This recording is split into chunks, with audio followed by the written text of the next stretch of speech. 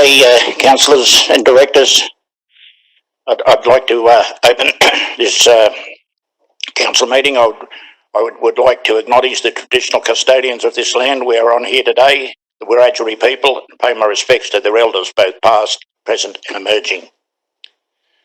A declaration of webcasting. I inform those in attendance at this meeting that the meeting is being webcast and that those in attendance should refrain from making any defamatory statements concerning any person, councillor or employee, and refrain from discussing those matters subject to closed council proceedings as indicated in clause 14.1 of the Code of Meeting Practice. I'd like to welcome our new General Manager to his first council meeting, and I've also informed the General Manager that after he meets with each councillor during this week, I think he's going to try and meet with all councillors this week, that council themselves would like to have at least a 15-minute briefing with him, just with the councillors and himself. Okay, so I've put that into practice. Okay, I notice that all are present, all councillors and directors. Apologies, there's nil. Declarations of interest. No declarations of interest. Confirmation of minutes. Now we need the confirmation of the ordinary meeting of council, the 20th of April, extraordinary meeting of council held the 27th of April, adjourned from the 20th of April, and extraordinary meeting of council held the 5th of May. Happy to move, Mayor. Happy to second. Move Councillor McAndrew, seconded Councillor Coleman. All in favour? Councillor Leslie?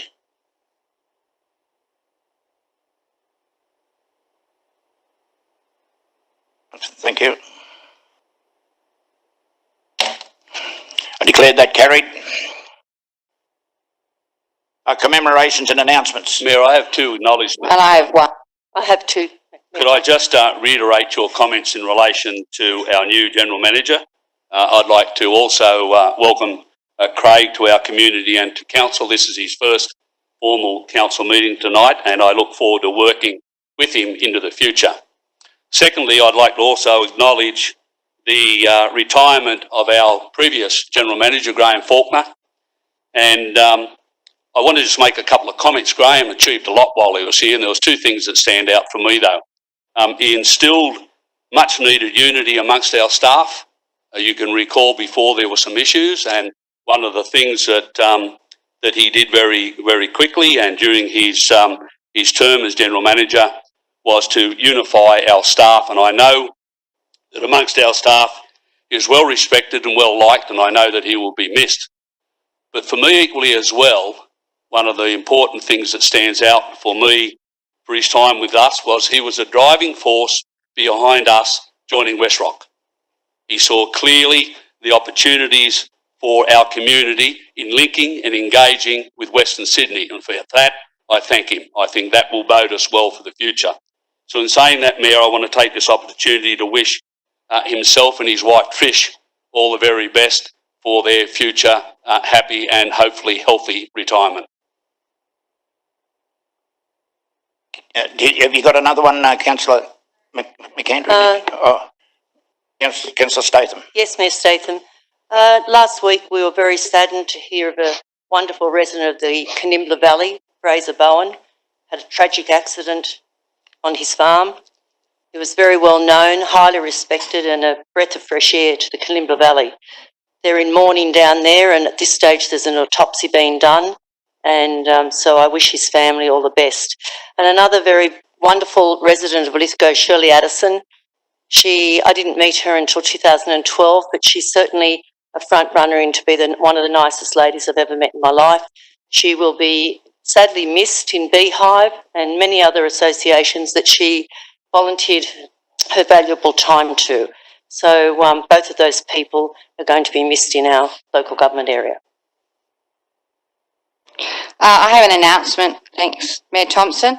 This Wednesday marks the start of National Reconciliation Week. It starts May the 27th with anniversary of the 1967 referendum, and it ends on the 3rd of June with the anniversary of the High Court Mambo decision. I would just like to make that noted. And yeah, I'd just like to bring that to your attention. Sorry, Mayor Statham, there was one, Mayor Thompson, there was one that I did miss, and it's probably one of the most important ones. To all our frontline people that worked during the previous 8 weeks, whether it be at our hospitals, the police stations, SES, VRA, people that have been there for the COVID curve to be, lowered.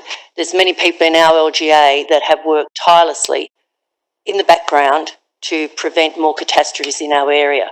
So I think that we do have to acknowledge all those people on the front line. It was National Nurses Week last week, and I think that, we've been very privileged and honoured in our local government area to have very little cases, and let's hope that keeps up. And I do wish our General Manager all the best for his time in Lithgow City Council. I'd like to thank Mr. Howie Fisher. Howie was the president of the CCC committee for Centennial. He was on the board. I think he still is on the board of the Workies, Darryl. Yeah. Howie's retired from the CCC committee, done a magnificent job, has been an outstanding former councillor, been an outstanding community leader for a long, long time, and he'll be sadly missed off the CCC committee.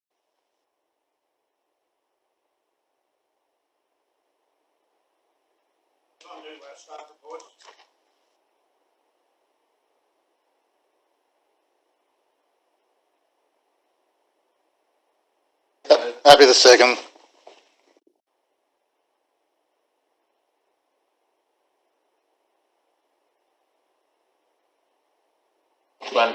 No, self-explanatory, Mayor. I just wonder how we sit with that now that the Club Lithgow's opened again.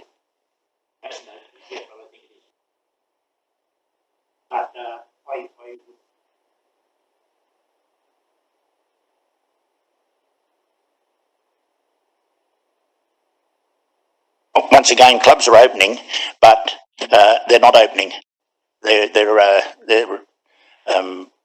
considered a table, but they've got to have table service, they've got to have all this, and they certainly won't have the numbers. So I think as the conditions are released, we most probably leave that up to our executive. I'd like to most probably leave it that way if the council's happy. Well, Mayor, if I could just make a point at the meetings that we've just adopted the minutes on, it was defeated your special powers during that period of time, but of course you never lose your powers under section 226 of the Local Government Act to deal with matters, not major matters, during the sittings of each councils. But the special powers that were imposed during COVID that were lost, they were lost at one of those meetings when they were defeated. So what's council's wishes? Leave it in the hands of the executive, so we move an amendment that way? You're happy to go down that? Yep. Yeah, happy. Happy that way? Yeah. Okay, I shall put that then. Those in favour? Carried unanimous.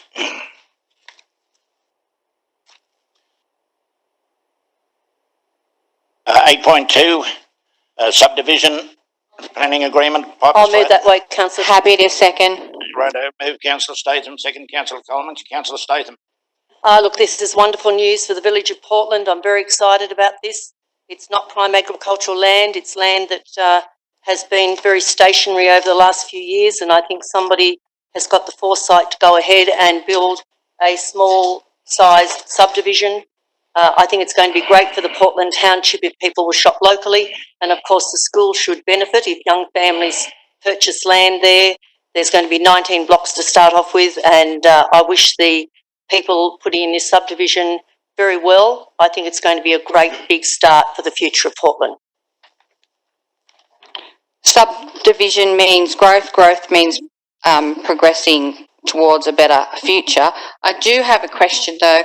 I noticed that there's 3,300 per allotment to go towards community facilities and public open space per allotment. Is there a section 94 contribution as well? Can we get that answered? Is that it? No, this is voluntary. No, it is. It goes in place of a 94A. Yeah. But I'll let Mr. Mills speak to that. Thank you, Mr. Mayor. This is a voluntary planning agreement. This is the developer's contribution for the subdivision. it's not a Section 94 or Section 94A. It's a voluntary planning agreement, but it is a developer's contribution. So it's not a Section 94 contribution, it's a voluntary planning agreement. So just another question, if I may, Mayor. That particular funds, will that go into reconcile funds, or will that be allocated to those who live in Portland? What would it be used for? That will be at the discretion of the council. The way the draft voluntary planning agreement is written at the moment, it is has a wide interpretation. However, if the council wishes to specify where the funds should be spent, that's entirely at the council discretion. That could be considered now, or that could be considered at the end of the exhibition process. Great, thank you. So, Mayor, could I just clarify then, if the voluntary planning agreement is agreed to, then the Section 94A doesn't apply. It's Yes. either one or the other. Yes. Because I will have a question in the next, the item coming up on item 8.2.2.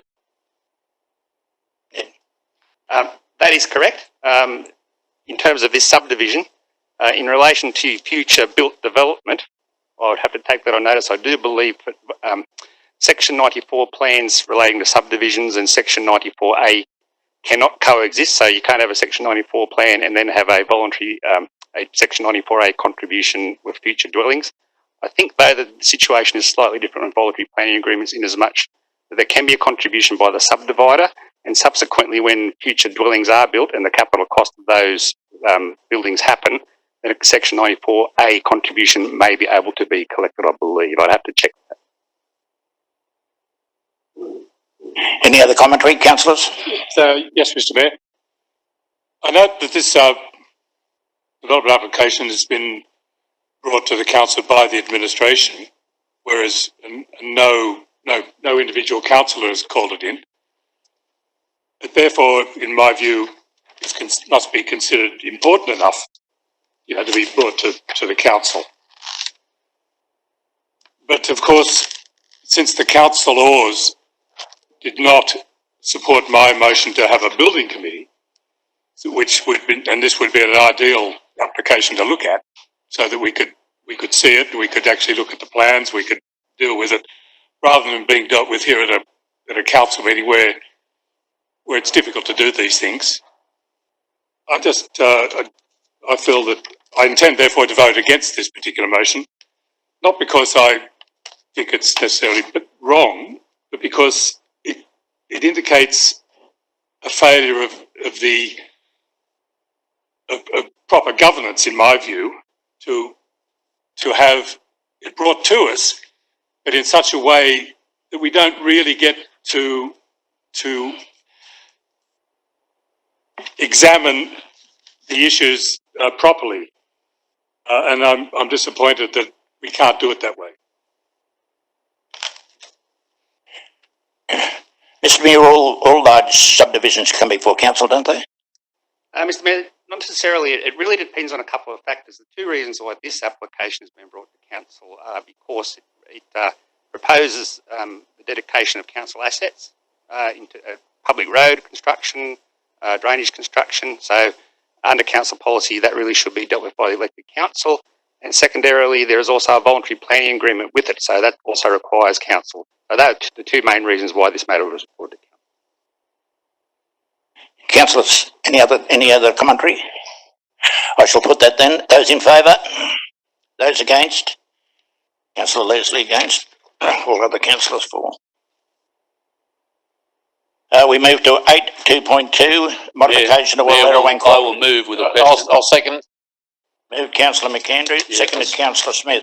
I support it, and I simply have a question. When the voluntary planning agreement comes up against the council section 94A contribution plan, I note on page 11 of the report, and I quote, the proponent declined the suggestion to enter into a voluntary planning agreement, but will be required to make a standard contribution under council section 94A contribution plan. This will equate to $11,000 and is to be paid within 6 months of the date of approval of the modification. Do we do a calculation about which delivers the best outcome for council, either with a voluntary planning agreement or the section 94A? It's something, of course, we do endeavour to do. In this situation, what we endeavoured to do on behalf of council was to negotiate something on a per tonne of material basis, similar to such as Airlie or about 3 of the coal mines. In those negotiations, I'm not sure if the company understood what a voluntary planning agreement was. They were suggesting that they would, but they'd make a contribution of $11,000, which they had to do anyway. Certainly, we were looking for something much better than that $11,000. However, the company did point out when we looked at, tried to point them in the direction of other contributors that they weren't of that size, of that scale, and they felt that that was something they couldn't do. But of course, they have to make that $11,000 contribution under the 94A plan. So this will be a one-off payment for the life of the operation.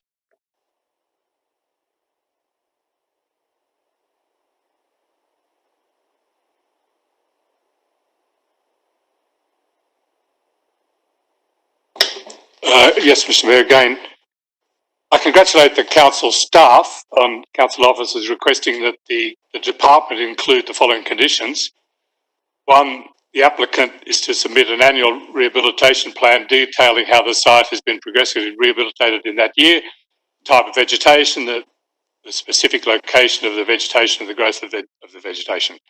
And 2, the controls, safeguards and management measures detailed in 4.83 of the Statement of Environmental Effects is to be applied to screen the development and improve visual amenities.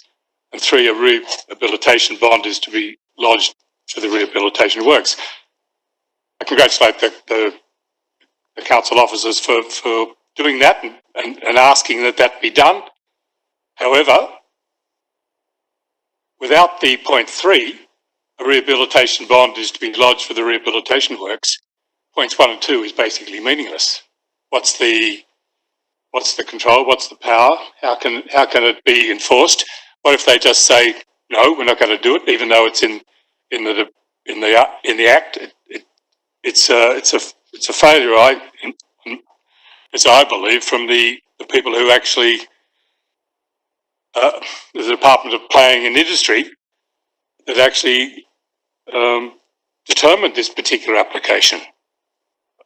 I intend, therefore, to vote against it, the motion. It actually makes absolutely no difference because, as you can see, the recommendation is that the notice of determination be noted. We have no power, we have no interest, we have no review.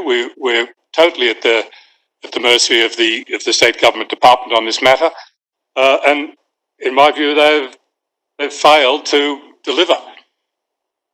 I vote. I appreciate is not going to make any impact, but if someone does look back at this in the future, they'll at least note that I felt that there was that this lack is there, and I wish to note it. I wish to note my opposition to this failure of the state government department. Mayor Thompson, may I ask a question for you to Mr. Muir? Can I ask if the administration will provide with advice why the department did not include item 3? Mr. Muir. I'd have to take that on notice as to whether there was specific advice, though I could speculate, and my speculation would probably relate to the fact that this particular modification brings into consideration certain types of material which would be classified as minerals on the Mining Act, and certain types of minerals under the Mining Act bring in the auspices of, I'm not sure what the current government department name is, Department of Mineral Resources, who under their controls themselves actually require rehabilitation bonds, though I'd have to check that out and provide some more information. It does say in point 1 that the applicant must submit an annual rehabilitation plan, so virtually they can't go any further than 12 months without putting that plan into vogue, as far as I can see. Just a question on that, Mr. Mayor. What happens if they don't? Exactly, true.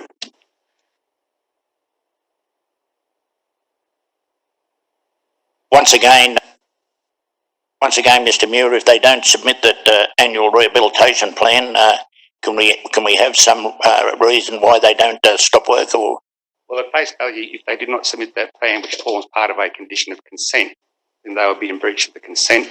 The Department of Planning has a compliance unit, and one would imagine they would follow that breach up. Thank you. Any other comment? Councillor Goodsall. Yeah, from what I could see, it was part of the consent conditions as well. But overall, it's going to extend the quarry till 2050, and them improving the visual and the site rehabilitation is very important. And there's also no change to transport operations or hours of operation, which is very good. Thank you. Councillors, any other comment? I shall put that then. Those in favour? Those against? Councillor Leslie. Against? Declare that carried. 2.3, Lidsdale Happy to siding. move. I'll move Happy that. to second. I moved. Moved Councillor McAndrew. Moved Councillor Smith. Yes, both sound alike. Moved Councillor Smith. Seconded Councillor. Who seconded? Councillor Goodsall. Well, I thought I did, but anyway.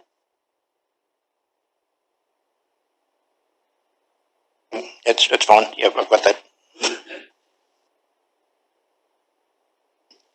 Councillor Smith. It's a pretty detailed report, but it's basically lets Centennial Coal provide more coal for the power station. We need this for both Airlie and Springvale Coal to go to the power station. It keeps the supply up to them, and being at this stage, being the sole supplier, we need to look after our local mining companies.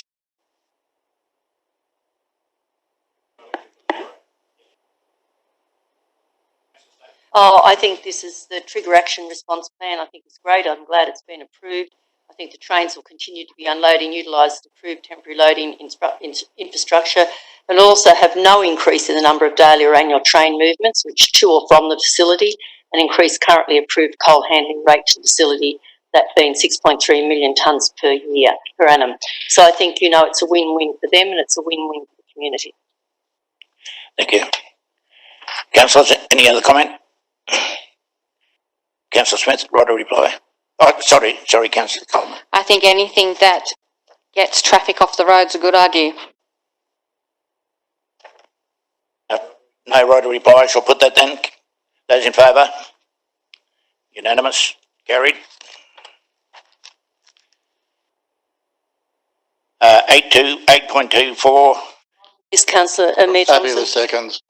Moved Councillor Statham, seconded Councillor Ring. Councillor Statham.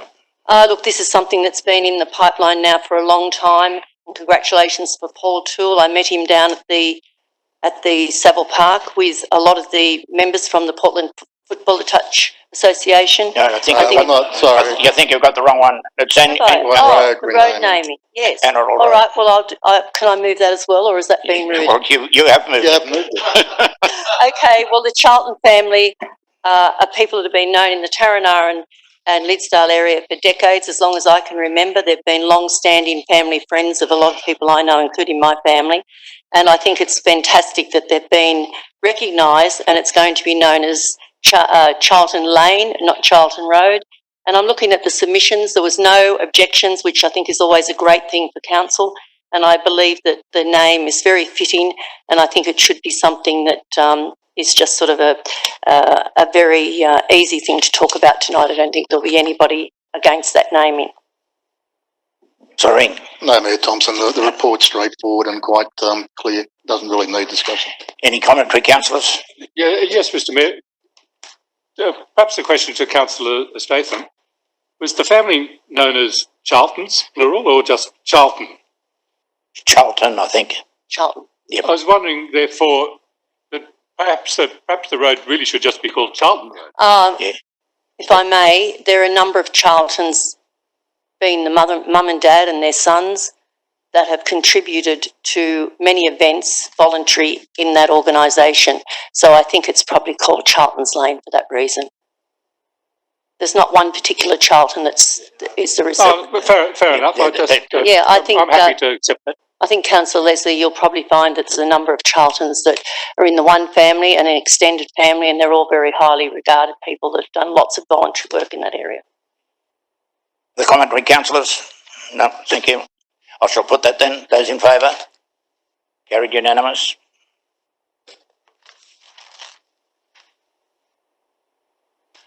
Uh, 8.5, Bowen Vista subdivision road naming. The move. Move Councillor Ring. Happy to second. Seconded Councillor Goodsall. Councillor Ring? No, look, it's a straightforward report. I have no problem with it. I'm quite happy with the name. Councillor Goodsell? Any commentary, councillors? Yes, I'd just like to mention, after talking to several people last week, they're all very excited about it because, as the lengthy report states, there are 4 well-known heritage sites in that vicinity of that naming of that road, and I think they all relate to that road. So I think Heritage Close is a very practical name to name that road. Councillor Mayor Thompson. Thank you. Okay, I shall put that then. Those in favour? Against? No, it's unanimous. 8.6. Happy to move. Move, Councillor Smith. Happy to second. Seconded, Councillor McAndrew. Councillor Smith. This is a good thing for our community. It'll be a great little grandstand and toilet facilities. It's a great little setup out at Savile Park and long overdue. Yes, Mayor, just very briefly, I support all the recommendations 1, 2 and 3. 1 is talking about a fee waiver of the development application, 2 is a assessment report, and 3 details of the lease.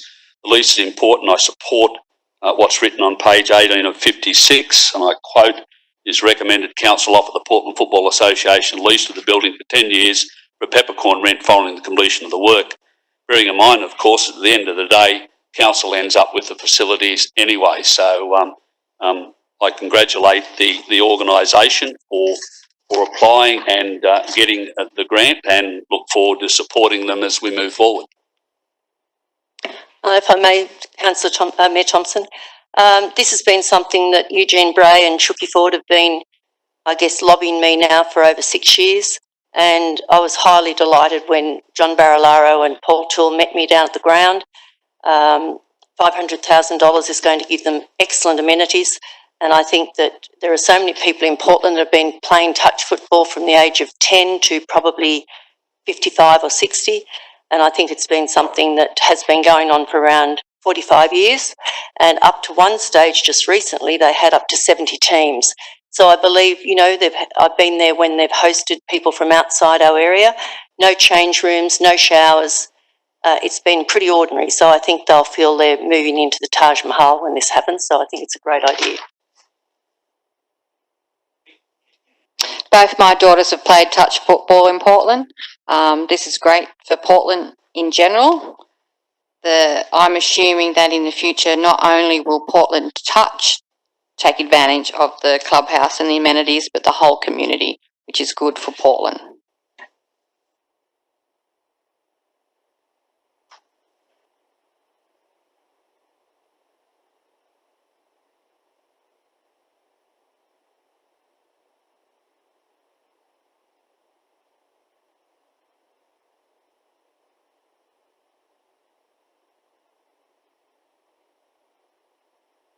I'm happy to move it, and I'm happy to nominate Councillor Smith and Councillor Goodsell if they're interested.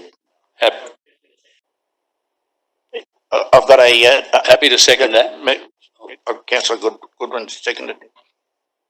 Councillor Coleman and Councillor Goodwin, righto. And who would you like to nominate, Councillor? Councillor Smith's declined, but I'm happy to nominate Councillor Goodsell if she's interested, and anybody else. I'm not interested, but are you interested, Councillor Goodwin? I'm happy to nominate Goodsell and Goodwin, and yeah, if that's okay.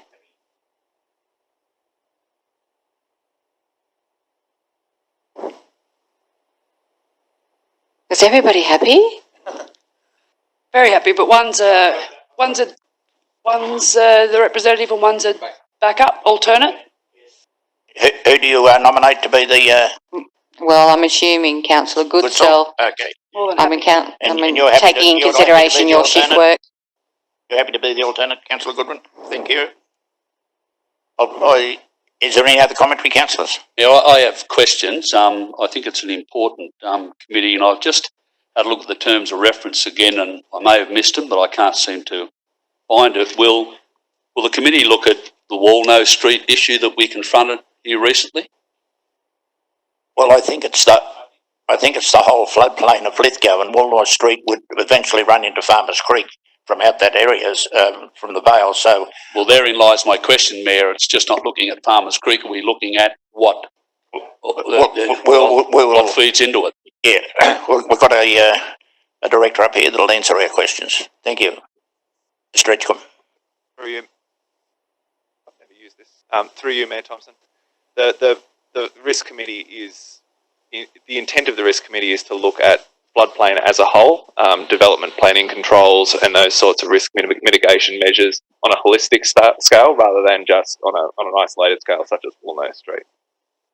So it's holistic planning for the entire LGA, not just one specific area. Yeah, and I only raised Walnut Street as an example. What I'm trying to understand is it won't be just concentrating on Farmers Creek. It'll be concentrating on the tributaries that run into it and anywhere else that we've got floodplain issues. That was my concern. It's just the Farmers Creek area. I've got a question too, Mr. Edgecombe, if I could. Marangaroo Creek, has it ever been a flood problem? The Marangaroo Creek catchment is going to be part of the floodplain risk management committee. Yes. Most of the flooding concerns that have happened in Farmers Creek have been the lack of planning controls and associated development. So it will be considered as part of this committee. Yes. Mayor, I have one. Mayor, could I just so ask then if that's could councils be provided with a list of those areas that it will cover? Thank you. Yeah, that was my question, because I have a question for Mr. Edgecombe relating to Brays Lane at Walleraway, where in Cox doesn't cover that? No. Okay. Mr. Mayor, I've also got a question. Yeah. Will councillors be given advance notice of the agenda for this particular meeting, and can councillors who are not on the committee just attend as observers? I would think that would be the process. Mr. General Manager, that would be the process. I would think that they could go to any committee meeting as observers. Yeah, that's my understanding. Of course, there'll be public representatives and the one councillor, but certainly participating as an observer. And just getting back to the other side of it, Councillor Leslie, I did read in the terms of reference that there has to be an agenda submitted prior to the meeting, so it will be like any other committee meeting with an agenda submitted. Which director does this come under? Mr. Edgecombe, does it? Mr. Muir? Mr. Muir, it comes under you? Yeah, fair enough. Very much. It's multidisciplined, but what we're talking about there, particularly Mr. Edgecombe's department had the control and passage of the study, the floodplain study. The floodplain study was done over Farmers Creek, its tributaries, and also Marangaroo. Now we move into the planning phase, which we're talking about what comes next in terms of both planning controls and possible floodplain work. So that's the next stage, right? Thank you. Councillors, any other commentary? Councillor Coleman, right to reply? Thanks, Mayor Thompson. It was a good question that Councillor Leslie brought up, that councillors could still go as observers. Even though I don't wish to be on the committee, I like to be one of the observers. So that's great. Thanks for responding to that question. That's my right to reply. Thank you. Okay, councillors, I shall put that then. Those in favour? Carried unanimous. Thank you. Fee waiver, 8.3. Fee waiver rugby league hire and sporting fields. I'd like to move it, but with a deferral. Happy to second that. Right. Move Councillor Smith. Seconded Councillor McAndrew. Councillor Smith. Sorry, Mr. Mayor, could I be clarified what the motion was? I wanted to further. There's a recommendation, but Councillor Smith has moved the item as a referral. Yeah, and he's going to speak. I'll explain my reasons. If Councillor Smith's okay with it, I'd probably defer it to the next meeting. Yeah, that's what gives a bit more time. Any councillors want to speak against this? I'd like to know why they're deferring it. Well, what let him? Well, what the councillors have got to realise is I'm all about looking after all the sporting bodies, but rugby league can't start training till the 1st of July. There's a lot of information we need to know before we can open any of our facilities. They train on the 1st of July, then they can't play till the 18th of July. Getting a copy of the AIS report today from the Group 10, there is a lot of things involved. There's a lot of things involved for the council that have got to sit down with rugby league and sort out, like if it was to go ahead and say the state government opened the facilities tomorrow with restricted stuff, if you can use a canteen, there's got to be splash trays put in like you see at Coles, there's got to be sanitisers, there's a lot of things to go into play before we can... I'm all about looking after the sporting bodies. I'm not worried about the fees. I want to make sure we do it right. Talking to a lot of members in Group 10, rugby league won't even kick off this year here. It's very sad. Two of the reasons are Group 10 second division survive on sponsors. We know sponsorship will not come in this year. It's been COVID-19. Their main supplier is the fees they get for the gate and the canteen. If they can't have the canteen, they can't survive. That's why I'm about supporting the rugby league. I love rugby league. I played rugby league, but I want to make sure we do it right. We had a very some nasty situation with the golf club. We handled it very well. Some people didn't think we did. I want to make sure we handle this right. There's no need to rush in this. We can have. I just want to defer it till the next meeting, the 22nd of June. Then rugby league will kick off in this area on the 1st of July if it gets to the go ahead. We only need NRL to have one missed lap and nothing will go ahead. So we need to do it right. We've got to get the right direction off the state government to see if our fields are even open yet. And while I'm not hearing that they are. You know, I haven't had something sent to me saying the government health orders have been lifted saying we can play rugby league in our area. Okay. But, and that's why I want to defer it till the next meeting. Do you want to speak to this, Councillor McKenna? I certainly do, and I support everything that Councillor Smith has said, and I want to add a couple of things. For clarity, no fees are being paid by any user of our fields at this stage. In fact, I've had 3 conversations with the President and Treasurer of Workies Wolves, and the initial conversation was back some weeks ago, where Workies received an invoice for over $5,000, and at that stage I spoke to Mr. Gurney and Mr. McGrath, and that invoice and that fee was waived, and all fees of all people using our fields, which was appropriate. So at this stage there's no fees being paid by anyone because our fields are still closed. Look, I understand times have changed since then, and there's been some relaxing of the restrictions. However, like Councillor Smith, I'm still not clear on what all of those relaxations are. I've read briefly the Australian Institute of Sport's guidelines, which I understand in guiding rugby league, AFL, soccer and the like, and I see that things like dressing rooms and shower facilities may not be able to be used. Canteens on site may not be able to use. Well, as far as Tony Lecchetti Sports Ground is concerned, we own the change sheds and the shower facilities, and we own the canteen area. So all of those things are unclear yet. I want to be clear in my mind about the public health order. What can we do or not do?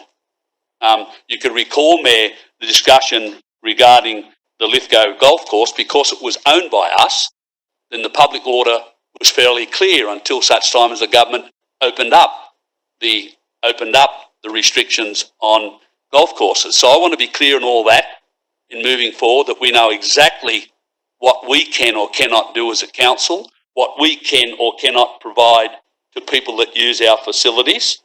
And I honestly think as well, in the conversations with the representatives of Workies, and I had one brief conversation with an official of the Blackheath Club, which is part of the second division scheme. There's some differences about when they may start and finish. So I honestly think we need from the individual sides, the Lithgow Wolves, the Lithgow Bears and the Portland Colts, their own view of their own concerns and their own constraints in relation to about when they want to use or not use our fields and our facilities. So I think a little bit of work needs to be done so we're all clear when we come back in for the next meeting to deal with the matter. So all the councillors have got informed information in relation to making the decision on giving some relief to these teams if they're intending to play part of this season. Thank you, Councillor McAndrew. Mayor Thompson, Councillor Ring. following on what Councillor McAndrew said, and I do agree with him, it's not enough to defer this. I think we need another point with this. The report that comes back needs to address how rugby league will be implemented on our sport field within the constraints of the public health order. The mover and the second are happy to. Yep. Thank you. I think that's critical. I just have a question. I'm happy to support that, but I think we're limiting it to soccer. What about to rugby? What about soccer and hockey and all the other sport codes that are struggling at the moment, and whether their seasons will be up and running as well? I think we need a full report on all sporting codes that depend on our sporting fields across this district. Well, it makes sense. Of course, it makes sense. If you're going to do it for one, you've got to do it for the lot. There's no doubt. Have to be fair across the board. Well, Mayor, sorry, I would expect the report, picking up what Councillor Ring has put forward, the report will clearly show council what they can and cannot do in relation to their fields and their facilities, irrespective of who uses them. Okay. No more discussion. I shall put that then. Sorry, just a clarification. Have the other sporting codes been included into this? They will be. Did you include that? Did you? Yep.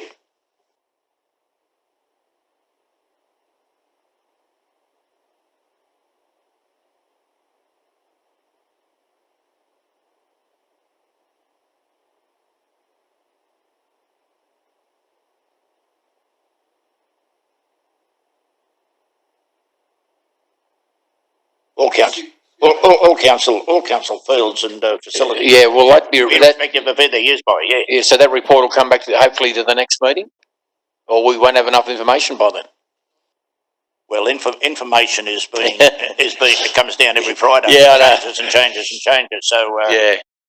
Yes. So we should have. We'll do our best. We should have 3 lots of information by then. Yes. Okay.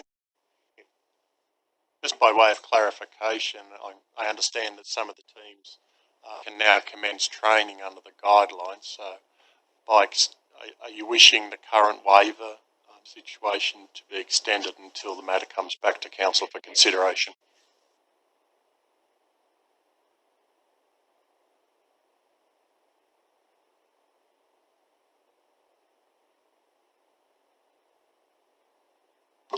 Those in favour? Carried unanimous. Thank you.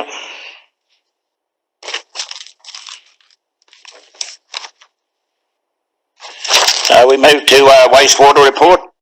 Happy to move. I do have a question. Move Councillor Coleman, second Councillor Goodwin. Councillor Coleman. Oh, well, the report speaks for itself in a sense. However, I do have a question. What is the ratio for Lithgow residents who get their water from Oberon Dam compared to those who get it from Farmers Creek? Because I noticed in the report that Oberon Dam storage is running fairly low. It's 24.9%. So if we could get that answered, I'd be much appreciated. Mr. Buckins.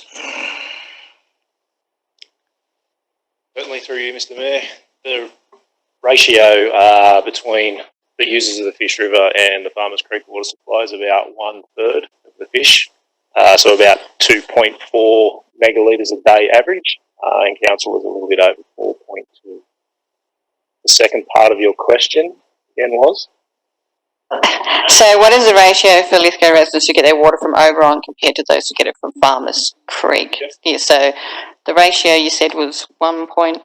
It's about 1/3. 1/3? The reason for my question is I noticed that Oberon Dam capacity as of Monday the 11th was 24.9%. That's pretty concerning. So that's why I'm asking the question. The Oberon Dam is significantly larger, and it actually has 2 supply sources, the Duckmalloy Weir as well. The Oberon Dam is about 100 times larger than the Farmers Creek Dam. and the demand is actually quite low currently on Oberon. The report this morning indicates around 7 megalitres a day of extraction from Farmers Creek. So there's quite low usage on that at the moment, and those levels are holding steady. Surprises me considering how much rain we've had recently. There's been very little in the Oberon catchment. Or Bathurst. So we seem to be a pocket. Yeah, the Duck Malloy Weir catchments received quite a bit of inflow. There's currently 28 megalitres a day flowing over Weir. Inflows into Oberon at the moment are 3 megalitres a day. The only thing that divides it is a very small ridge. So that's, how hit and miss the rainfall has been.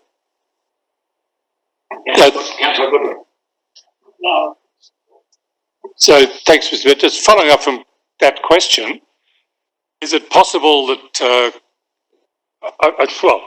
if you look at the Oberon Dam graph here, it's a very steady fall, and it's taken 3 years to get from capacity to where we are now. And at this rate, it'd probably take another 12 months before it gets to zero. Now, is it possible that the people that more water can be taken from the Farmers Creek to increase that ratio? It's a third now. Is there a feasibility that ratio itself can be increased so that a quarter or a fifth or something?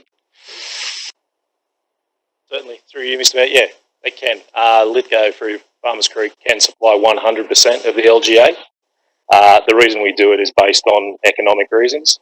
We pay a lot in a fixed access charge. We are having discussions with the state at the moment to waive those fixed charges because of the financial impost. And because it's the sole supply for Oberon, we're acting as responsible water users ourselves to ensure that their supply isn't depleted, even though we have a supplementary. So we can alter how far we can extend. We can do up to 50%, and then we can increase to 100% takeover from Fish River. If I could follow up, has thought been given to changing that ratio in light of the fact that the Oberon Dam is now 24%? It has, yes. And we're currently in discussions with Water New South Wales around how we manage that.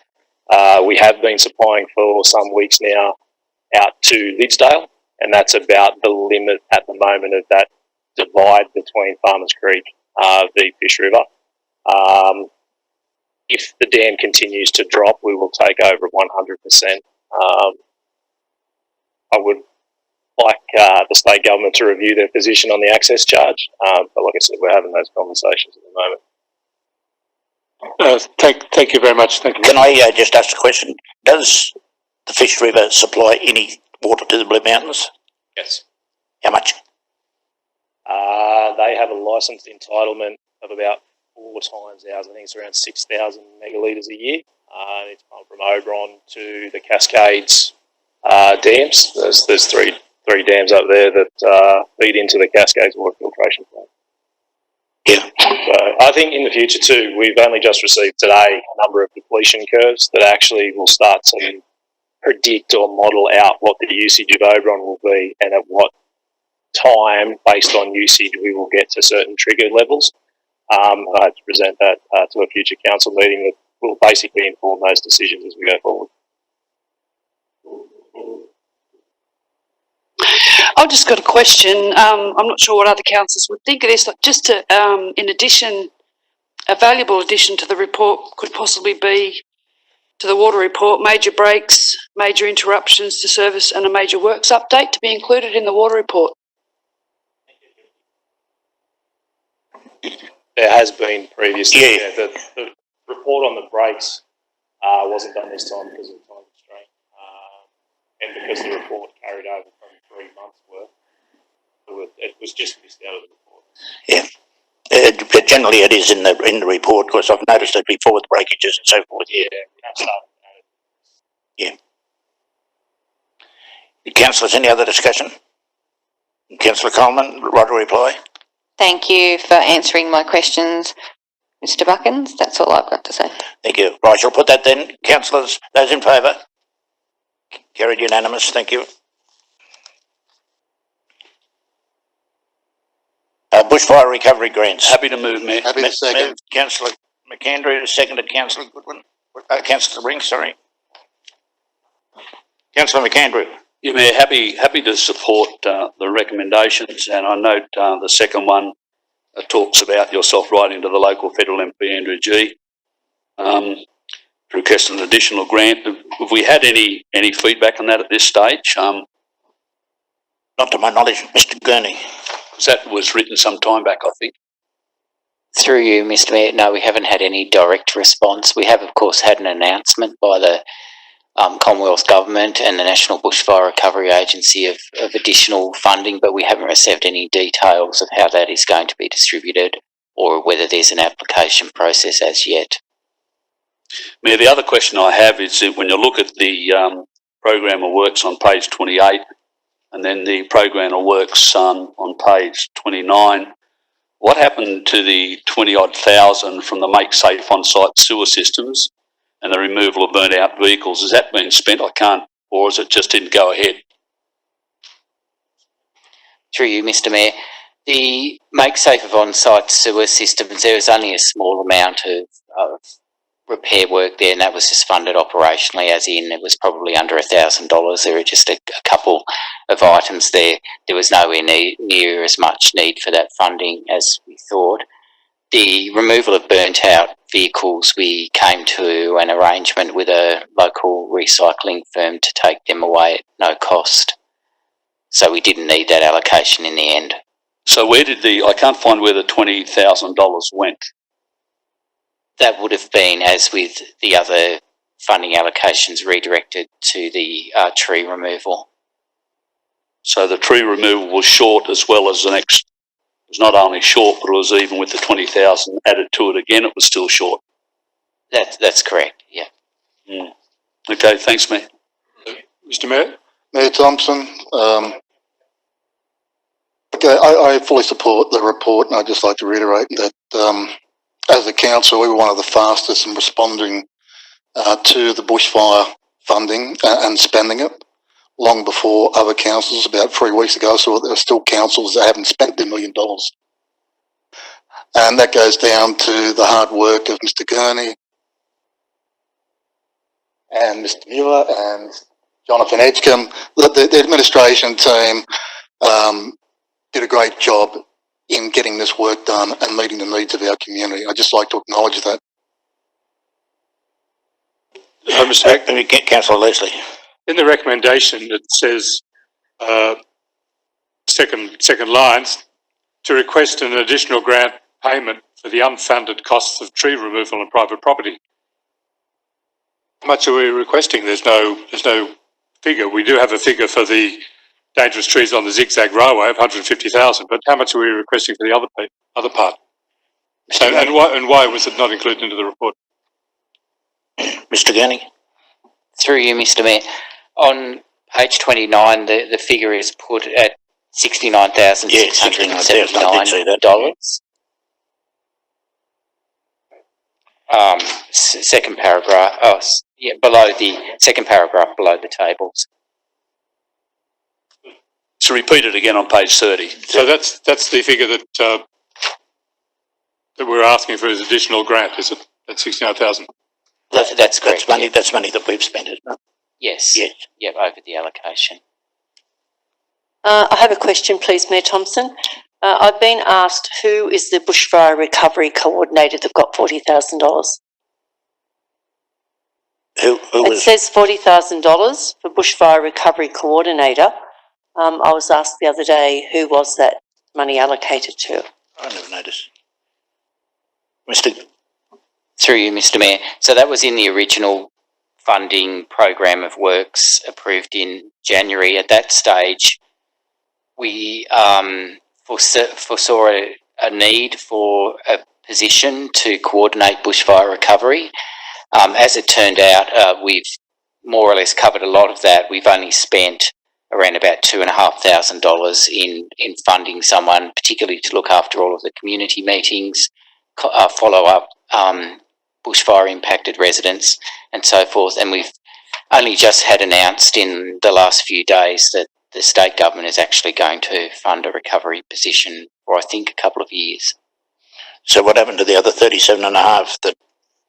Again, anything that was unspent has been, as per the recommendation, to go to tree removal costs. Thank you. Mayor, I have one. For Mr. Gurney, that announcement by Mr. G, is that the funding you're talking about today, 790,000? No. On the local radio? No. Is that a separate thing again? Yeah. Okay. Yeah. Yep. I can answer that one right now. Councillor Coleman. I've got a few things that I'd like to bring up. So the trees have actually been removed, have they not? Not all of them. No. Not all of them. We still need to remove some. So some have been removed and some have not? Most of them have been removed. We've removed 2,000 dangerous trees at the moment, but there is still more. But I'll let Mr. Gurney elaborate a little bit more on that, or Mr. McGrath, either one. So can someone answer that question? Jonathan Kent? Yeah. Mr. Edgecombe? Mr. Edgecombe. Since we started tree removals, immediately after the bushfire event, we've removed about 2,000 trees from private property. There is about 150 odd significant large-scale trees that are left that we've identified requiring removal within the zigzag area, and on a semi-regular basis, we're still getting representations from members of the community of trees that have been looked over as well, that we've run out of funding to address. Just if I may, Mayor Thompson, the 2,000 that have been removed, that's been covered by cost. So that's all been covered by the cost that we've got. Yes. So the amount that we're asking is to cover the 150 left. 150,000 we're looking for to remove the dangerous trees on the zigzag itself. Another 70,000, just on $70,000 that council have spent of their own money and trying to retrieve that from the government. Right, okay. Thank you. That's the way I understand, Mr. Gurney, is that correct? Is that right? So the recommendation is to reallocate unspent and uncommitted funds from other projects that were approved in January to cover the tree removal costs. We've asked the federal MP and the National Bushfire Recovery Agency for funding to cover the shortfall the council would otherwise have to pay, and also for additional funds to remove the remaining trees that are left at zigzag. It's to cover some that have been removed and some that need to be removed. Is that what you're telling me? Right, okay. Just, Mayor Thompson, through to you. I noticed that you've written to the local federal member, but that was a while ago in regards to asking for funds. And you did mention another grant, did you not, Mr. Gurney? That was a state grant that you mentioned in the commentary just before. My question is through to you, Mayor. Are you aware of the Deputy Prime Minister's announcement, $1 billion investment towards community projects led by local councils, that it was announced on Thursday? And so that the government wants local input, local spending, similar to the Roads for Recovery project. Have we started to make representation through to our federal member in regards to that, which could also assist in the future? Through you, Mr. Mayor, there's $500 million of that announcement, if that's 1.8. I've got, 1.8 billion investment to across Australia. Lithgow Council has received an allocation for that, and Infrastructure Services are working to identify projects that could fit under that funding. So Lithgow Council definitely has an allocation, and that is the roughly $800,000 that Councillor Smith was referring to. The remainder of that 1.3 billion is bringing forward the financial assistance grant. Yeah, it was announced last Thursday, but the Deputy Prime Minister, my understanding is that it's very similar to Roads for Recovery projects. So will we be getting community input in regards to that? Yeah, council did receive an email from Andrew G regarding that we got $796,000, but that is for the fags virtually, and that comes forward every year. if I'm right with that. I thought it was something In different. usual circumstances, that has been included in the budget papers, the federal budget paper. So we'll, as councillors, we'll be having input into those projects, and will the community be having input? Because the Deputy Prime Minister was very clear, local spending, local community projects led by local councils, locals need to have some input. How will we be working through that? Mr. General Manager.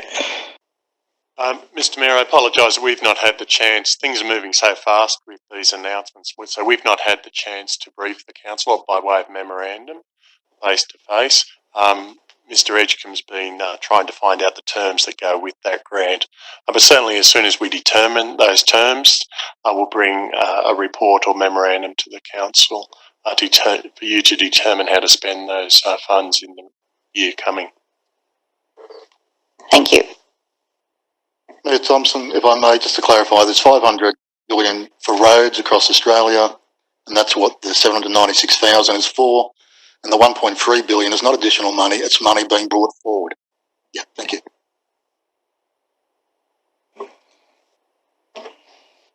Okay, any other commentary? Yeah, just briefly in regard to reply after all those questions. So it's clear, we're asking the local federal MP, Andrew G, 150 plus 70. Yes, that's the way that I understand it. Through you, Mr Mayor, that is correct. I needed to clarify that. I know Councillor Coleman asked the question. I wasn't sure she got the answer. In the next item, there's reference to tree removal too, and if that were endorsed by council, we would look to cover the shortfall in the case that the grant funding request wasn't approved. Okay, but as far as this item is concerned, we're asking for 150 plus 70. That's correct. Okay, thank you. Funding. And we didn't only write to Andrew G, we wrote to Andrew Colvin as well. Yep.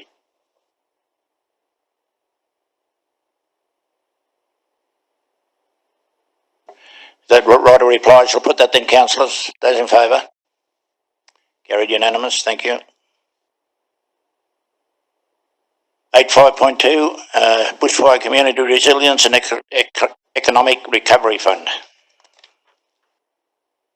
Move Councillor Happy to second. Move Councillor Goodwin. Seconded Councillor Ring. Councillor Goodwin.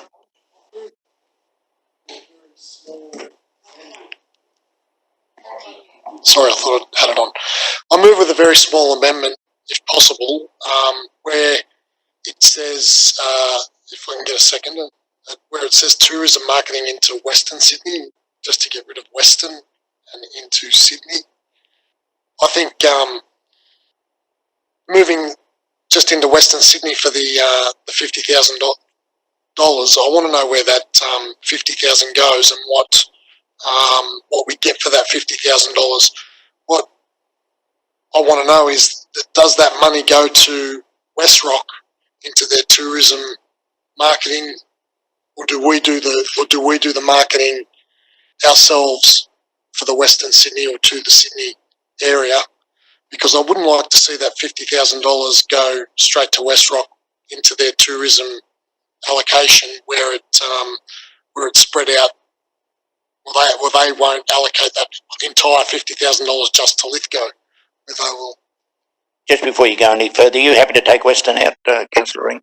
Yeah, I am. Actually, I'd like if Councillor Goodwin would, that we get a report on the marketing brought back to the councillors. How the marketing is spent, yes. Do you want to comment on that? Right over. Councillor Ring?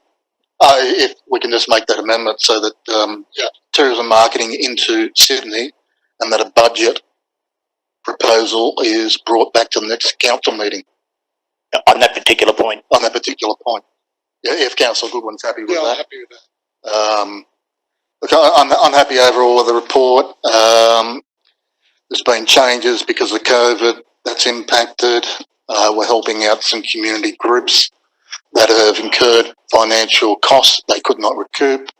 I'm happy to see extra money going for the Christmas, because even if we get the COVID, if we get to the Christmas period and we can't have larger functions, we can at least light up the place and put a bit of cheer in the people's lives.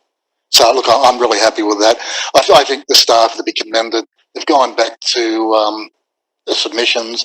They've come back with what I consider to be quite a reasonable proposal. I believe we should support it. Thank you. Councillors, any other commentary? Mayor, questions on the top of page 32 dot points where the money's going to. I've just highlighted a number of those. So I'm clear when I look at Lithgow Business Chamber, Bushfire Expo, Clarence Dargan, I'll come back to tourism marketing in a moment, the rainwater tank for Taranar and the water tank motorsport park. Am I correct in saying that they all have to be spent by the 31st of December of this year? Yes. Otherwise we lose them. I'll get Mr. Gurney to comment on that, but you are right. They do have to be spent by the 31st of December this year. Councillor. Through you, Mr. Mayor. The original deadline, would you believe, was the 30th of June? Yes, I recall that. We have received an indication at this stage from the New South Wales Grants Management Office that they have to be completed by the end of the year. Council has actually received the money into Council's bank account. So it's a matter of what it's spent on. So will we get an indication, Mayor, from those organisations that they're on track? Because if it gets all the way up to December and it's not being spent, it would make it difficult for us to try and then get an alternative recipient to receive the money. I'm just concerned that we make sure that we get all the money distributed out there and we don't lose any of it. Because if I understand what Mr. Gurney has said in previous meetings, if it's not spent by December the 31st, 2020, we lose it. So I'd like that to be clear. The tourism market into Sydney increased budget to 50,000. So we're going to ask for an extension of time with that because there's no way if I take from that, can we spend that before the 31st of December? Look, is that what that means? There's a lot there that you'll see an extension of time required. I'll just get Mr. Gurney to expand a little bit on that, but a lot of these projects haven't been okayed yet because we haven't met the criteria or the government hasn't given us the criteria. Mr. Gurney. Through you, Mr. Mayor. So the extension of time refers to an extension of time beyond the 30th of June. We definitely only at this stage. I thought you just said that we've now got to the 31st of December. It's already been extended from June. That will have to be part of the variation. We haven't actually put in a variation. We've only made inquiries. We need to have the list of projects endorsed by council. Yeah. So I may, just leading off from Councillor McAndrew, we need to ensure this is endorsed tonight in order for us to get the extension towards the end of December. Is that how I read that? Councillors made requests to the government to see if these particular projects can be verified or okayed by government. But we still need the okay of council to push it forward now as a legitimate request. So after tonight, we really need to get our skates on. Yes. Excuse me, Mayor Thompson. Page 38 of 56. When the Lake Pillins went... Page what? 38 of 56. You're on the... Oh, right, sorry. Yeah, I've missed a page, sorry. Yep. Can I have a right of reply on that? Yes, by all means. Any other commentary before the right of reply? Councillor Goodwin. I just think that with the tourism, we need to really jump on board really quickly. I think a lot of people in the Western area have already started to roll out their tourism campaigns. If we can jump on board really quickly and roll out a tourism campaign for this area as well, we might not miss the boat, which I think we might have, but I think we really need to jump on it straight away. So as a matter of urgency, I think we should be looking into that $50,000 and bring a report back pretty quickly to us. Won't come back before the next council meeting, but it will come back for the June council meeting. Yes. I think this is where we really miss out on having a tourist committee. Our tourist committee was a very, very worthwhile, busy committee that did a lot of work, and I think it's a shame we still don't have it. Okay, councillors, we've had the right to reply. I'll put that then. Those in favour? Carried, unanimous.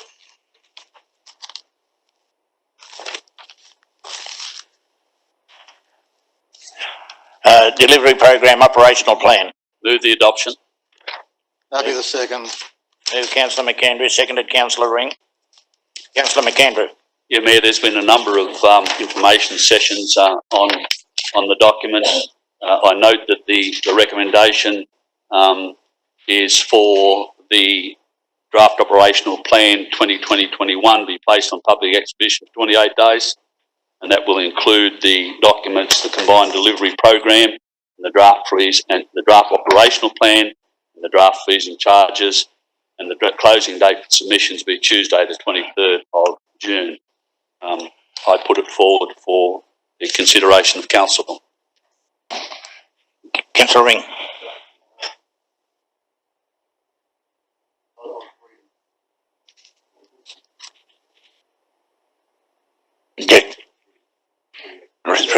Yeah, put it forward, just put it forward as a recommendation to council.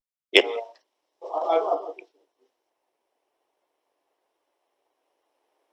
I think the report is quite good. I think the budget that's been provided, the draft operational plan, given the current circumstances, is quite good. It hasn't cut all the projects. It allows for, I think, a $71,000 or $75,000 deficit. To get it back in the black would mean cutting services for the community. I think a deficit of, at this stage, 71,000 is acceptable. I do have a question, Mayor Thompson. Given the COVID, how we're going to put this on public exhibition, but how are we going to communicate to the public? In the past, we've either gone out to the community, we've gone to Cook Street Plaza. I think last year or the year before, there's been some video put on Facebook. But I think we have the capacity with emails to try and get out to as many people as possible that this is available where it is and get some basic information out. I know the business unit's got a lot of businesses, around 1,500 email addresses. We've got email addresses for people to get their rates electronically. I'd like to see that we get as much information out electronically to as many people as possible so we can canvass as many responses as possible. Mr. McGrath, thank you. Thanks, Mr. Mayor. Well, the report talks about the Have Your Say link on our website, but we can certainly put together a list of common email addresses and get it out that way as well, and social media. Yeah, it is a bit difficult with the restrictions at the moment, not being able to have face-to-face or community meetings, but we'll certainly try and make up that deficit with other means, yeah. Could I just ask a question on that, Mayor, flowing from that question? Will hard copies be available at our counter now that we've opened the counter again? Mr. McGrath? Yes, they will. Okay, thank you. Mr. Mayor? Yeah. Councillor Leslie? I assume that Councillor McAndrew has actually moved the recommendation on page 45. Yes. Right, but he stated, and I quote, I move the adoption. But that's not true, is it? We're actually only going to be putting it onto public exhibition. I move the adoption of the recommendation, Mayor. Yeah, that's what he did. He moved the adoption of the recommendation. Okay, well, that's good. That's not what I heard, but that's good. Therefore, it's going out for public exhibition for 28 days. This is the fourth Monday. Is the fourth Monday of June 28 days away, or will? I mean, I don't got the colour with me. Will we be? When will we actually move after having got public comments, which have to come in by the 23rd of June? I understand that. Will we have time to do it to actually debate it and consider it at our next council meeting in June? Yeah.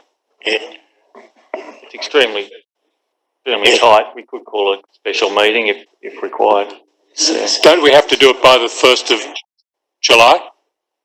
I do believe there is a month's extension, isn't it? Through you, Mr. Mayor, that is correct. The adoption would go to the July council meeting. Thank you very much. Because I'd forgotten that we actually don't have to do all these things now until the 31st of July. Thank you very much. My apologies for not having picked that up. Excuse me, Mayor Thompson, just one question.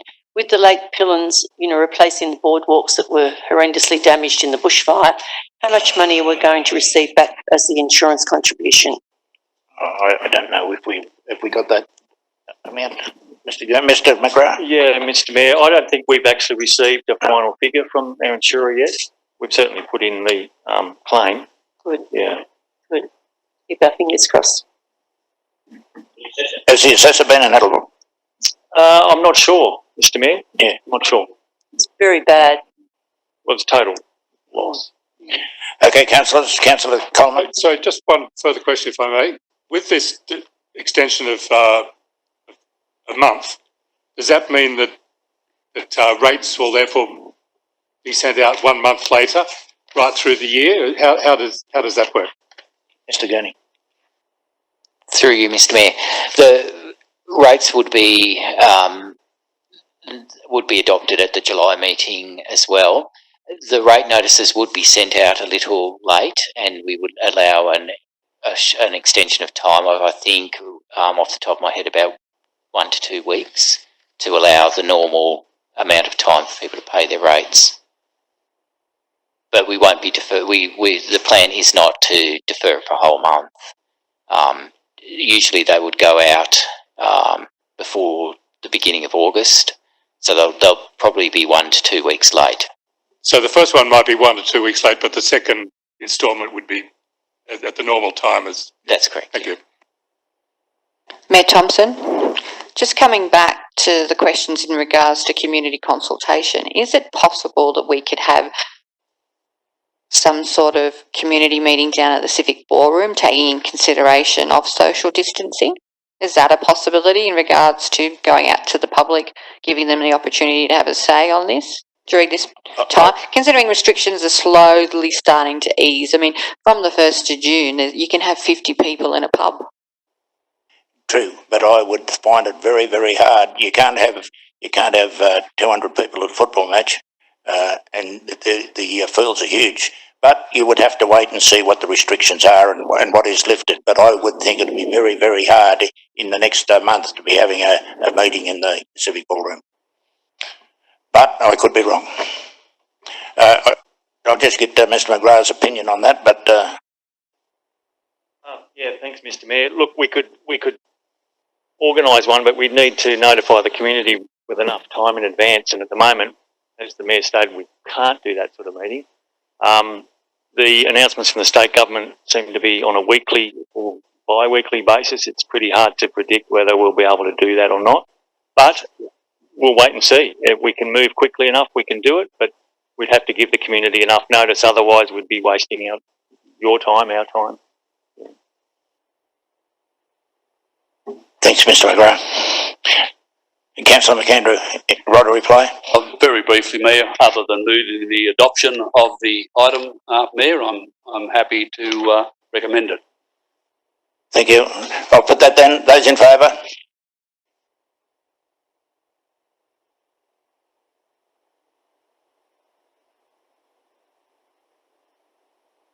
Uh, 86.2 policy 4.7 Lithgow Library Learning Centre. Who moved that? Councillor? Move that one. Councillor Statham, seconded Councillor Goodwin. No, I did move it. Other way round, was it? Move Councillor Goodwin, seconded Councillor Statham. Councillor Goodwin. Councillor Statham. I think it's a report that is worth reading, of course. However, I don't think there's any need to speak to it any further. I think it's pretty straightforward.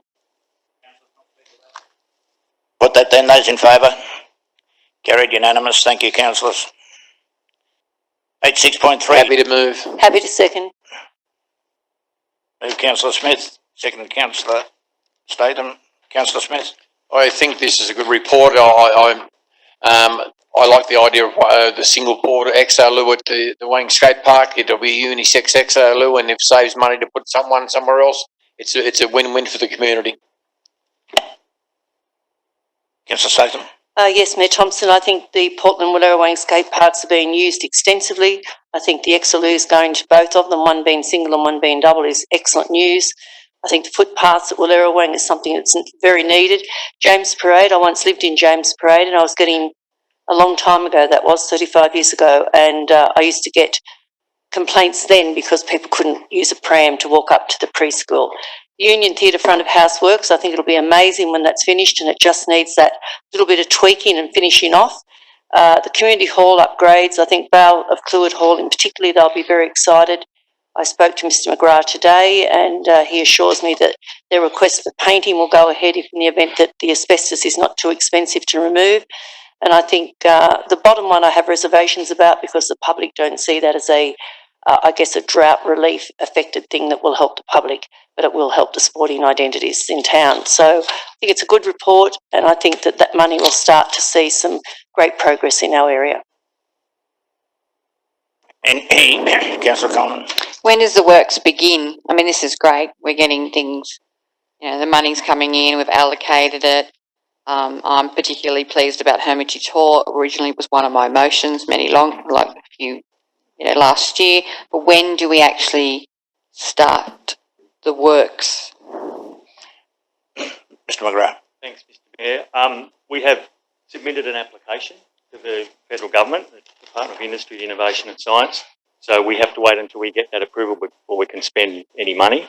But the nature of these projects is that we will get straight away stuck into them as soon as we've got the deed signed. But last time, the Drought Communities Round 1 funding, we waited, from memory, 6 weeks for the department to approve our application. So we submitted the application last Friday, week ago. So potentially we've got another month waiting on the department to approve it and provide us with a deed to sign. Having said that, they have said that they would look favourably on a request for an extension, given that we've had multiple events, bushfires and now COVID. So we'll certainly be pursuing that so that we're not left short and unable to complete all the projects by the end of December. If I may, Mayor Thompson, if I could. So it has to go to the department to be approved. It hasn't been ticked off yet. Is there a chance that they may not approve it? Thanks, Mr Mayor. Unlikely, but until you've got the money in the bank account, I'm sure Mr Gurney wouldn't like us to be spending it. And that's very good. Okay. Mayor, can I have the right to reply? If that's all right.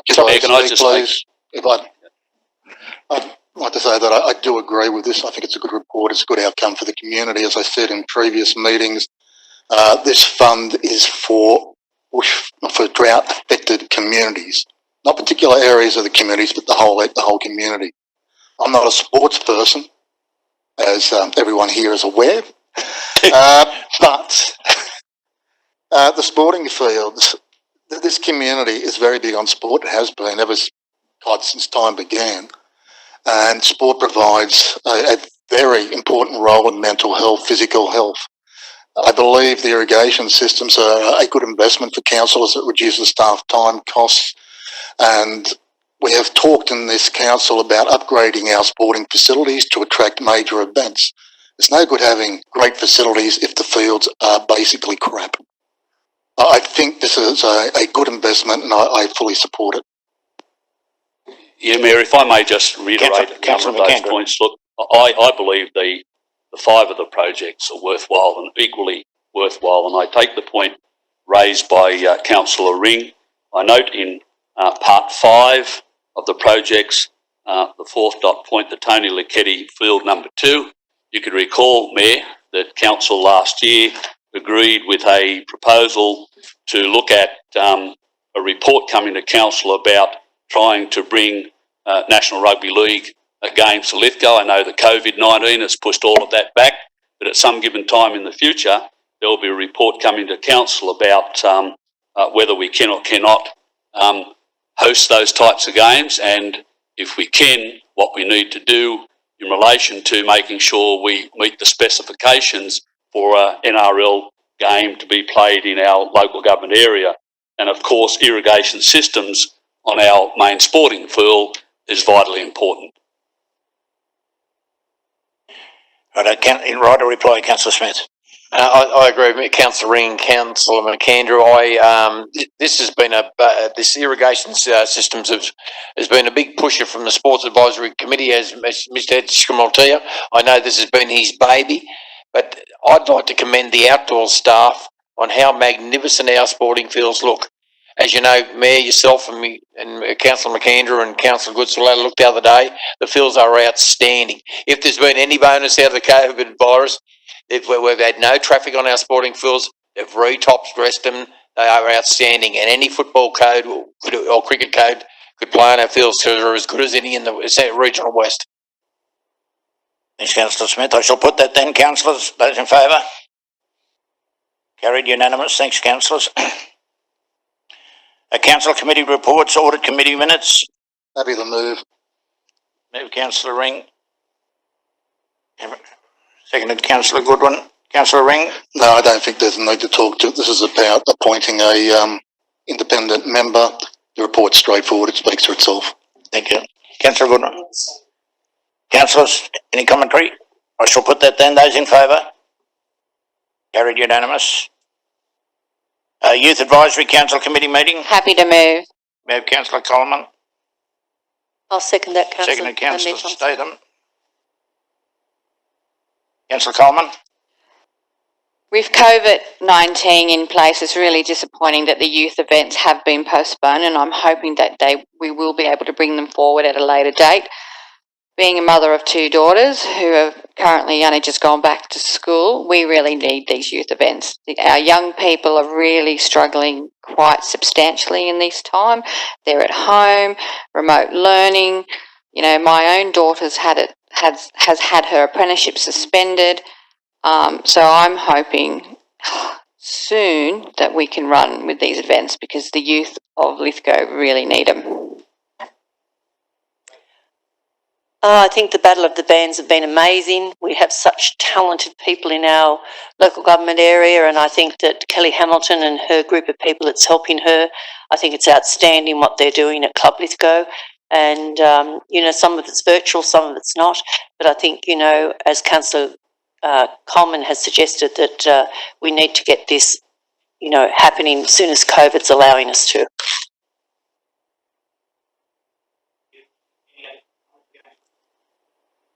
Favour? Carried. Unanimous. Thank you, councillors. Finance Committee meeting minutes. Happy to move. Moved, Councillor Ring. Seconded, Councillor McAndrew. Councillor Ring. No. I believe the report speaks for itself. There's nothing to really raise. Councillor McAndrew. Any commentary, councillors? I shall put that then. Those in favour. Thank you, Mr. Mayor. I'm not a member of the committee, but I do like to go to them when I'm free. I was wondering if I could just ask the General Manager if the agenda could be sent to me before the meeting, so I could just look through it and see whether I can attend. That can be put out. Thank you. Mr. General Manager. I might defer to Mr. Gurney to answer. That was my understanding they were circulated as a matter of practice. Through you, Mr. Mayor. The agenda is put on docs on tap as it is for all committee agendas. So we will inform councillors when that has been loaded onto docs on tap. It would usually be at the end of the week before the committee meeting on the Monday. Or thank you. I know I always get the notice of meetings that are on. Yeah. So all I need to do is once I know when the date of the meeting is, then check in docs on tap and it's available. So that's fine. I can do that. I shall put that in, councillors. Those in favour? Carried, unanimous. Thank you, councillors. I move to business of great urgency. Yes, Mayor Thompson. Just prior to coming to the meeting tonight, I had a frantic phone call from the daughter of Helen Blackman, who has been mauled by a dog at Marangaroo. I'm sure you're familiar with the situation along with many other councillors. I have some photos here that were really, really bad. It looks like tomorrow she may have to have a skin graft. There has been 5 people in that area been attacked. The emails have not arrived on my iPad, unfortunately. However, there's information from the 5 people that have suffered dog attacks from this particular dog. This is a very hard situation. Nobody would like to see a lovely dog euthanized. However, what in the event, if we don't take some responsibility, this dog attacked a child and the child may die?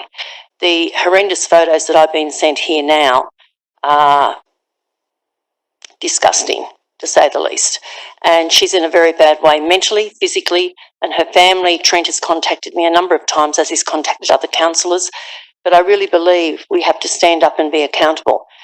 So right here, right now, she has asked me to please, if it's at all possible, and this came in just before the meeting, to ask for an urgent meeting tomorrow morning with Andrew Muir and Mr. Richard Holtz, because apparently the dog's going to be returned to its owners tomorrow at Maringaroo, and the whole area where this is happening are up in arms. So they've actually got a petition going, and they would like some support from councillors and you, Mr. Mayor, because I believe you do know some of the people that live out there now that you don't live there obviously now, but I don't know what to explain to councillors is the right solution, but doing nothing is not the right solution. And I think we have to be very mindful that this lady's leg has been ripped to bits. She's got rips all over her legs and arms. Another person had rips to his face. Councillor McAndrew knows some of the incidents as well because his son lives in that area. Don't know what the best outcome would be, but possibly tomorrow morning, if it was at all possible for Mr. Muir could get permission and the head of Rangers to meet out at the Blackman's household and see what can be done to make this a safe environment for our ratepayers and residents. Yes, I do deem it to be urgent. I'd just like to get a commentary from Mr. Muir, if I could, on just what the process... Mayor, could I just add to it before you get that comment from Mr. Muir, if I may? I do share Councillor Statham's concern. I didn't know how to deal with it. I thought it may have been an issue that needed to be dealt with in confidential. But I do agree that it needs to be dealt with. I've got to applaud Mr. Muir. I've been ringing him every day and he's been dealing with it the best that he can under the constraints that he finds himself under the state legislation that decides what we can or cannot do in circumstances like this. But I am concerned. There is a history. Councillor Statham is exactly right about that, but I'm not so sure where we can go with it. And I do intend to raise it with the GM tomorrow personally, but I know I have been dealing with it with Mr. Muir all through this, and I must say he's been dealing with it the best he can. But we are under some constraints, but I would like the opportunity to discuss it confidentially, if I may, because there will be names, there will be people, and I think that's more appropriate to do it that way, in my view. Look, I certainly don't. I just want to get what the legislation says, so as all councillors understand. I certainly don't want to raise any names, or I just want to know what the process is with dangerous dogs. Mr. Muir, please. Yes, thank you, Mr. Mayor and councillors. This is a particularly difficult one. This dog does have a history. It did have a nuisance order placed on it. It was about to get a menacing dog order placed on it. Then this latest attack occurred. The owner of the dog voluntarily, for a period, surrendered the dog so it could be taken out of the equation. It's since been housed at the Lithgow Animal Shelter. However, during that time, we have commenced a process seeking the dog to be declared dangerous. That being the case, there are certain requirements on dangerous dogs in terms of enclosures that have to be constructed and the like. That notice of intention to declare the dog dangerous is still in the period where the party who owns the dog can respond to that. In the meantime, what has happened on the weekend, and I've seen the photographs today, is that a compliant enclosure has been constructed. Now, compliant and needs to satisfy the requirements under the regulations for dangerous dogs. The difficulty we will be faced with is we may not, and certainly some of these specifics could be dealt with better in a more informal setting, but we may not be in a legal position to retain the dog at the Lithgow Animal Shelter once that compliant enclosure at the premises has been inspected, and it has been inspected today and appears to be compliant. There are other actions under consideration, however, I wouldn't like to go into that in a public forum.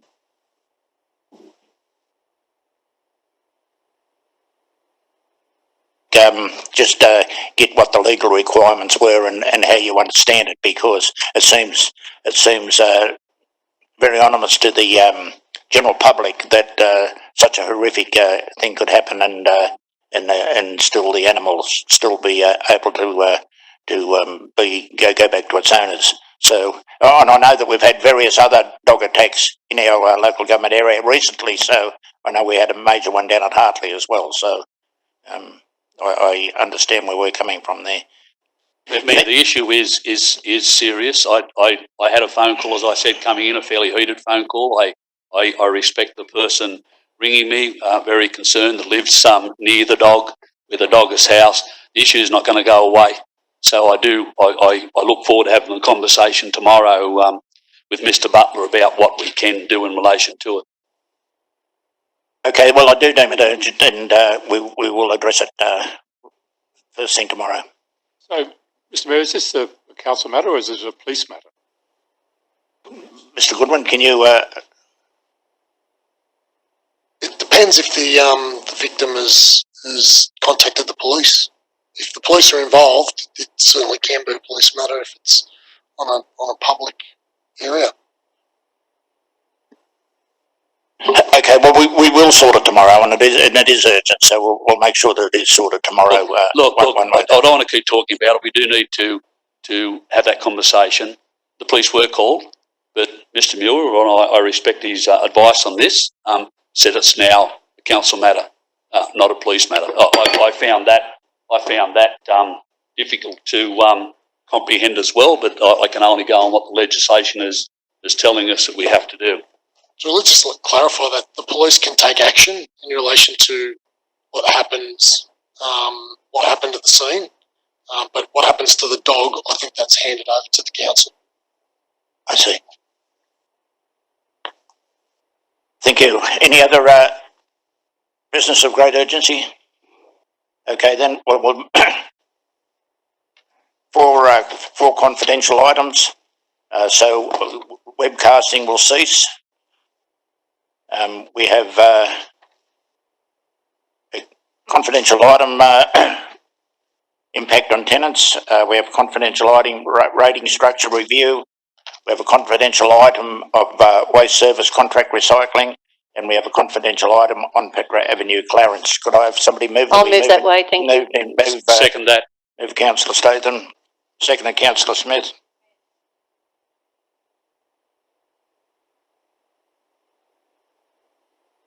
Could we have a 5-minute break, Mayor, between now and the confidential items?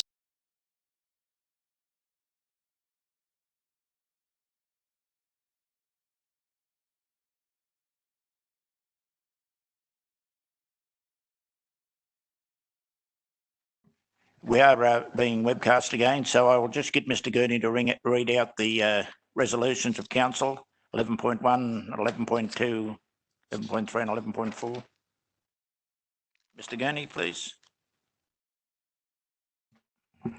Thank you, Mr. Mayor. Item 11.1, rent relief for impacted tenants, COVID-19. The resolution was that in addition to Council's minute number 20-102 of 27 April 2020, immediately put in place the following. Point 1, Council approved the rent relief procedure outlined in this report to facilitate a timely response to tenants who are financially impacted by COVID-19. And 2, Council authorised the General Manager to consider and approve or reject a request for rent relief from the tenants listed on the rent relief table, whether category A, B or C tenants, having regard to the tenant's circumstances and the leasing principles set out in the code. Item 11.2, submission rating structure review.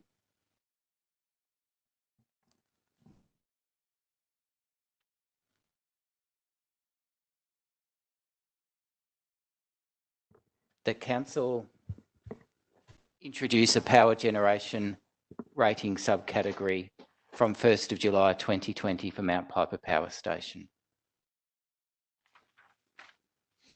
Item 11.3, Waste Services Contract Recycling Processor. That point 1, Council agree to vary the waste services contract between JR and EG Richards, New South Wales Proprietary Limited, JR Richards, and Lithgow Council to introduce a new recyclable supply agreement with Visy Recycling commencing 1 July 2020 and ending 30 June 2021. Point 2, Council delegate authority to the General Manager to vary the waste services contract to include an extension of the recyclable supply agreement for a further 1 year ending 30 June 2022. And point 3, an addendum be added to the waste services contract between JR Richards and Lithgow Council referencing the supply agreement with Visy Recycling. And finally, item 11.4, 45 Petra Avenue, Clarence. That Council defer the decision regarding future use of the property until the ordinary Council meeting in November 2020. Point 2, Council invite the Clarence Dargan Community Association, as referred to in the recent expressions of interest, to submit a report to Council by 31 October 2020 as outlined in this report. And point 3, write to the National Bushfire Recovery Coordinator Andrew Colvin to seek grant funding.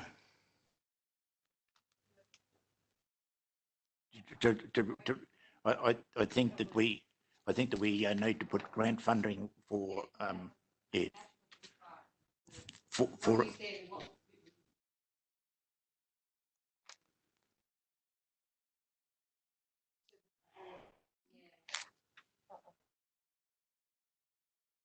Sorry, National. It was right to the National Bushfire Recovery Agency Coordinator Andrew Colvin to seek grant funding